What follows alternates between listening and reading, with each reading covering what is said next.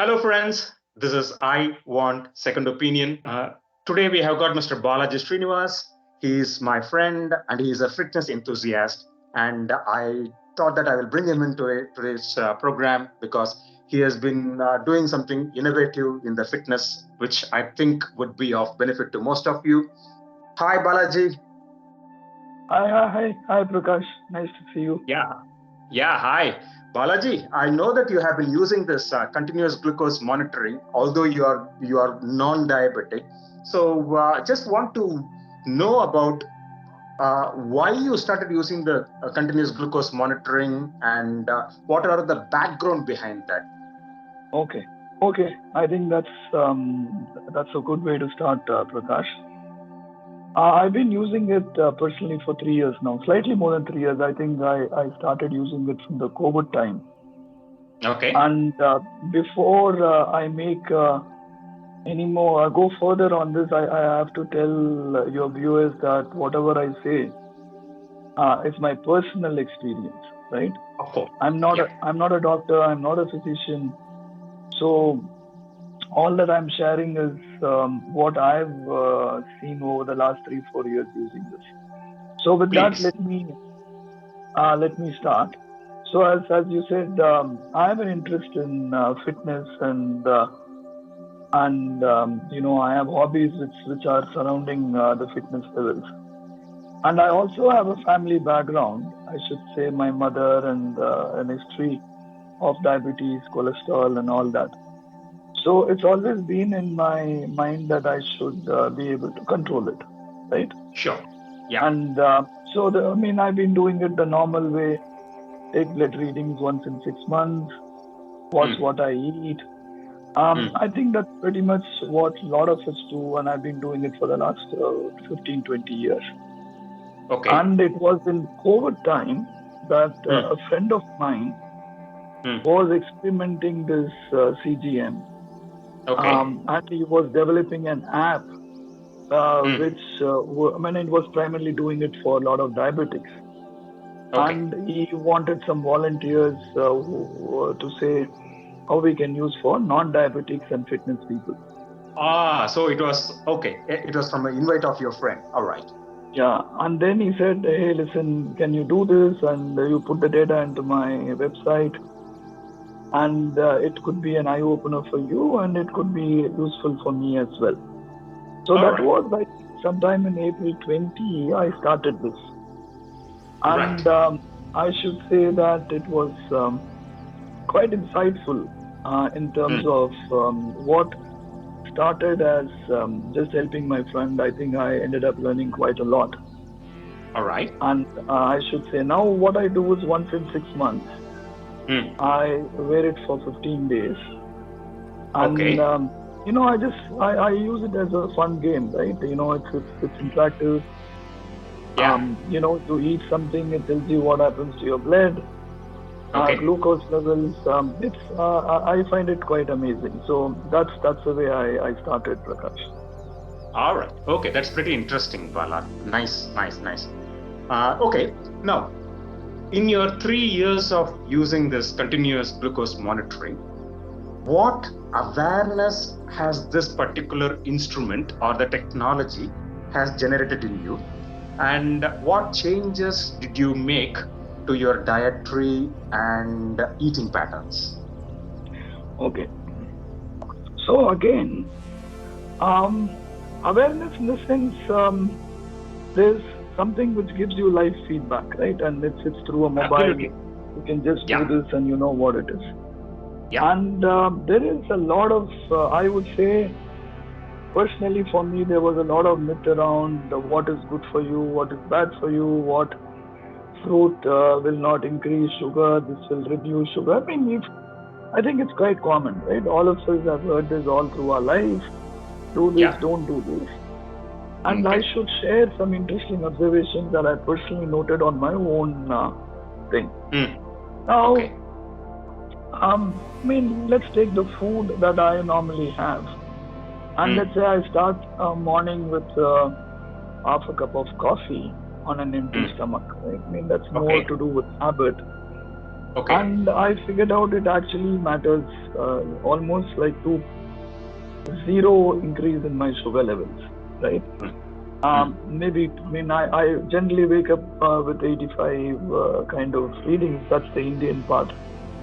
I mm. don't know how it translates in the other part of the world. Let's say 85 types. Okay. And then after my cup of coffee, which I would say is a half a cup with maybe the needle moves around 88, 90. Mm, mm. So I said, listen, hey, man, this is good. I enjoy my coffee and it hardly matters from a glucose perspective. So Okay. that was the first thing. Then there are Okay. days I have, let's say, an idli or dosa Mm. in the morning, and then I Okay. observe that actually spikes my sugar quite a bit. Aha. All right. Mm, From 85 odd levels, if I have two three dosas, it took up to 170, and mm. then within 2 hours it came back to 100. But I was not Okay. expecting a 170, right? Oh, yes. Mm. The The hidden same with carbs two there. three, and Mm, then you I mean despite the fact that you have with sambar, chutney, everything, right? mm, And the mm. same with idli, right? Yeah. Yeah. I mean, if you have one idli, I don't know what happens, but if you have breakfast of three, four idlis, it did the same thing, Mm. right? And then I changed it to omelette, right? Okay. Within the 14 days, I was trying a lot of things. Mm, And the interesting part was I had omelette, it moved up from 85, 90 to 110, 112, right? mm, So mm, that was kind of interesting to observe mm. that an egg omelette, and I had actually with the yellow stuff. It's not I don't do the white, right? Okay. Okay. And then if you have a bread toast with jam, obviously it took it Mm, through the mm. rooftop. Of course, Um, yes. yes, and then I mean when I come to lunch, I observed that I mean let me tell you the day when I had a veg biryani, it took it up to 170, 180. There are days I had with lot of salad and sabji. It was quite moderate, and it came back Okay. faster as well. So I would Okay. say on the positive side Yeah. that it gave me real feedback into how I could actually structure my food, right? Yeah. Yeah. And I mean there are a lot of things I really like, and I could have them. For instance, Okay. I normally like having a small treat post Mm, my meal. And there is a mm. lot of discussions around whether it's good or bad. I mean, Yeah. I just have it, right? I Mm, enjoy it. And I found mm, it hardly matters whether I mm, removed it or kept it. I mean, mm. I'm not having a huge portion, I just have a small portion, so it really hardly matters, right?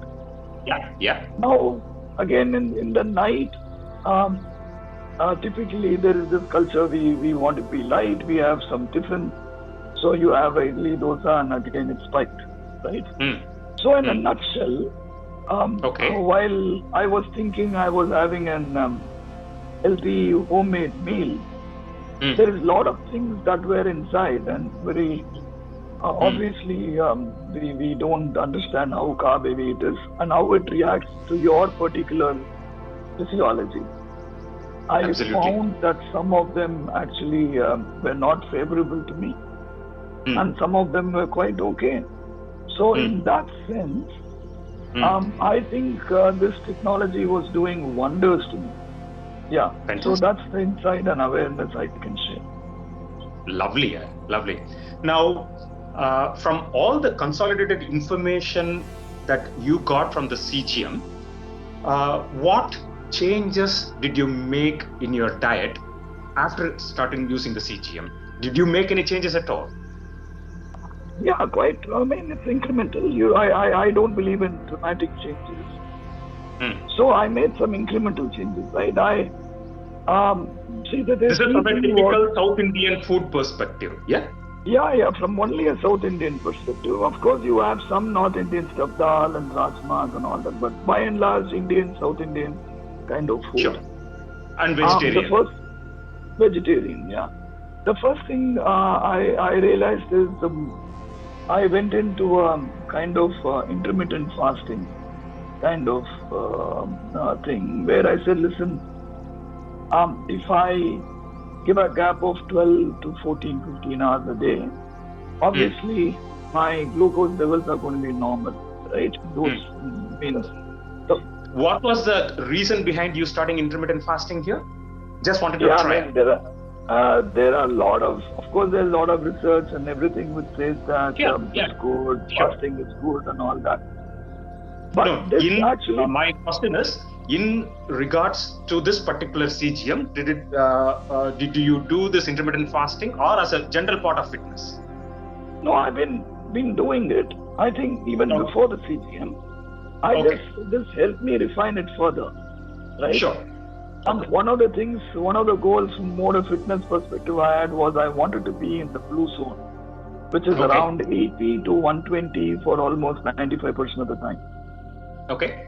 right? And then, so that gap between, let's say I Mm, have my evening meal around 6:30, then mm, the next morning my typical meal is around 10:30, right? okay, yeah. So that 16 hours window was not Mm, very difficult for me to do, right? So that absolutely. actually took Mm, away, 2/3 of your time you are in mm, that zone most of the mm, time, right? mm.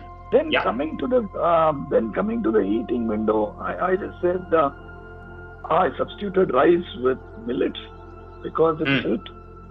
mm. Then I introduced a lot of vegetables. Okay, And then whenever I'm hungry in between the meals, I substituted with lot of, I mean, a mix of nuts, which I found okay. was quite helpful. And the Mm. evening, I actually changed it to soup and vegetables with one roti. All right. And Okay. my observation was, by and large, I was in that zone for more than 95% of the time. Mm, And whenever it spiked, mm. I have an odd moment of ice cream or whatever it is. It came back to the zone within 30 minutes. Okay. So I All right. think that's broadly what I have done, and I found it very useful. Yeah. All right. Okay. In this whole process, was there any interesting observations or any insights that you will be able to share with our viewers at all? Yeah. So there are a couple of things I really found it useful, right? One is whenever you have a meal and you feel like you're wanting to sleep, Mm. right? Invariably, I found my glucose levels were very high post a Okay. meal. Mm. And that's kind of an indication that somewhere your balance is more tilted more towards low carb heavy meals, or you've eaten a Exactly. full meal, Yeah. right? Yeah. We've heard this, but I observed it, right? Okay. And every time I walked, and I've done this several times, I have a good meal, Mm. my glucose is spiked, and I walk for Mm. 15 minutes.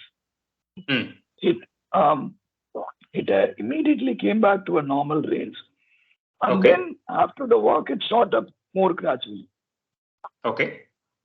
And every time I climbed a flight of stairs after a meal, I'm not saying Mm. it's right or wrong, it was all more experiment I did on myself. It Okay. actually crashed. It actually crashed. I, Right. I, I got a low sugar warning Mm. immediately. So I was, let's say, 150 after a meal, and I Mm. climbed four flight of stairs. It showed me a low beep warning, which means I was less than 70. Okay. So, I mean, interesting observations. I don't know how it Yep. works on others. This is what I observed. Yeah. So Sure. my net take is, if you really think you had a good meal, that's, I always do this 10-15 minute walk, a stroll. I wouldn't call it a brisk walk. And Sure. my experience is it settles down. Yeah. All right. Okay. Just wanted to ask this one. At any point of time, was your blood sugar was in the pre-diabetic status at all? Were you diagnosed as a pre-diabetic at all? Which means blood sugar ranging anywhere between 95 to 120 or something fasting? Do you Or you mean were? before the CGM? See, Yeah. I've always been flirting with this, right? So All that's one right. of the reasons. Due to my family history, I would say I was not overly, concerned. But if I Okay. had taken my eyes off my food, I think I would have hit the zone. And I've been Yeah. kind of managing it for the last 15, 20 years like that. Right. But with Okay. the CGM, I think it's now past all this. I actually Mm. don't even think about it because I know what works on my body. I think that's the kind of eye Mm. opener it's been for me.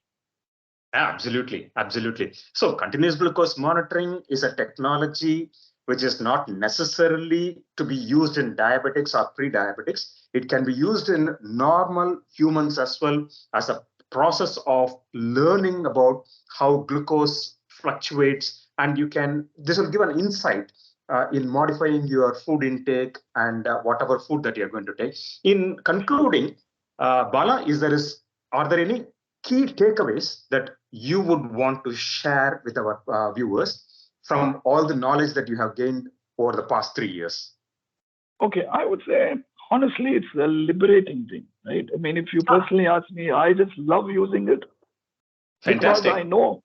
I Hmm. actually know what works, what doesn't work on me now, right? Sure. Yeah. So when I have a food which I know is going to increase my glucose, I'm not bothered. Hmm. Hmm. I also know how to kind of go back and see, okay, it's fine. This is going to happen, Hmm. but I'm aware. Hmm. Hmm. So I would actually say it has given me the liberty of eating what I like, Okay. and with a full awareness that what it's going to work, how it's going to work within me. So I would say it's an excellent piece of technology, Yeah. and I think increasingly it's going to get adopted more and more into your lifestyle. Hmm. And given the incidence of diabetes and other NCD Hmm. across the universe, I think it's going to do wonders. It's my feeling.